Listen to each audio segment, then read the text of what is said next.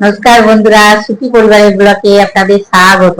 আজকে আমি সাবুর শরবত দেখাবো ফল দিয়ে। চলুন দেখে নেওয়া যাক।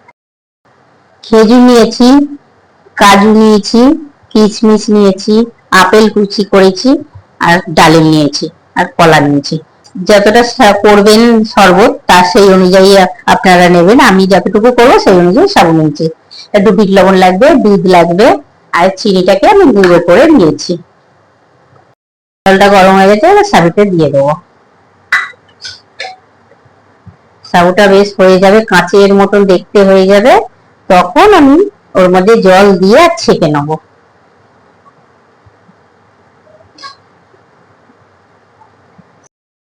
সাবুটা হয়ে গেছে, সাদা ভাবটা কেটে গেছে। এবার এর মধ্যে আমি জল দেবো, দিয়ে আর ছেঁকে নেবো।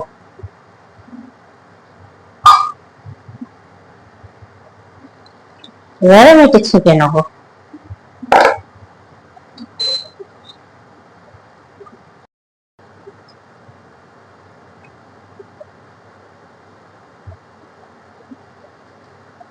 আর একটু এর মধ্যে জল দিয়ে দিই। আর একবার জল দিয়ে আমি এটা ধুয়ে নিলাম, সাবুটার পিছলা ভাবটা কেটে যাবে।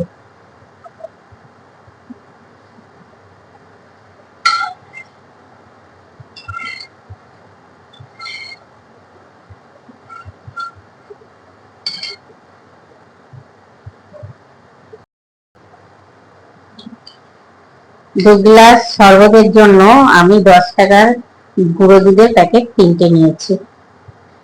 এর মধ্যেই দিয়ে দিচ্ছি।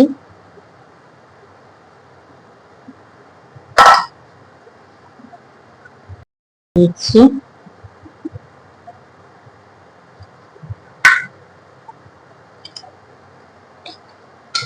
গুঁড়ো চিনি 2 চামচি নিচ্ছি।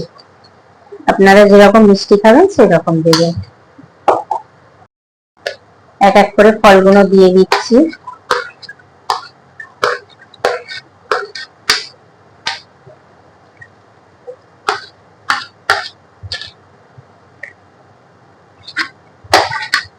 ফলগুলো এইভাবে কুচি কুচি করে কেটে নিতে হবে,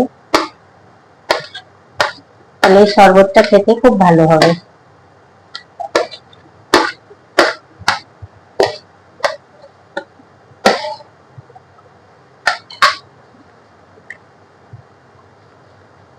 চিনি আর বিট নুন ফলগুলোর সঙ্গে গুলিয়ে নিচ্ছে।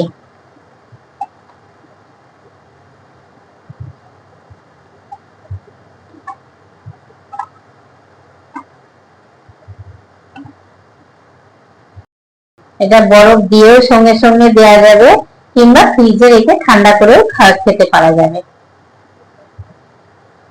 প্রথম খাচ্ছি, কোনদিন খাইনি এটা। ভালোই লাগবে। সাবুর শরবত ফল দিয়ে দারুণ লাগছে, খুব সুন্দর লাগছে। এটা শরবতের মতনই খাওয়া যাবে, একদম নুন মিষ্টি একদম পুরো পারফেক্ট হয়েছে। ভর্তি ভর্তি ফল, খুব সুন্দর হয়েছে, ঠান্ডা ঠান্ডা একদম গরমের মধ্যে প্রাণটা একদম জুড়িয়ে যাচ্ছে। দারুণ হয়েছে, দারুণ হয়েছে। কেউ যদি উপোস করে, উপোসের দিনে তারা যদি এরকম খায় তাহলে খুবই ভালো লাগে। আর উপোসের দিনগুলোতে এগুলো ভালোই লাগছে, মানে এত ফল রয়েছে, খুব ভালো লাগছে খেতে।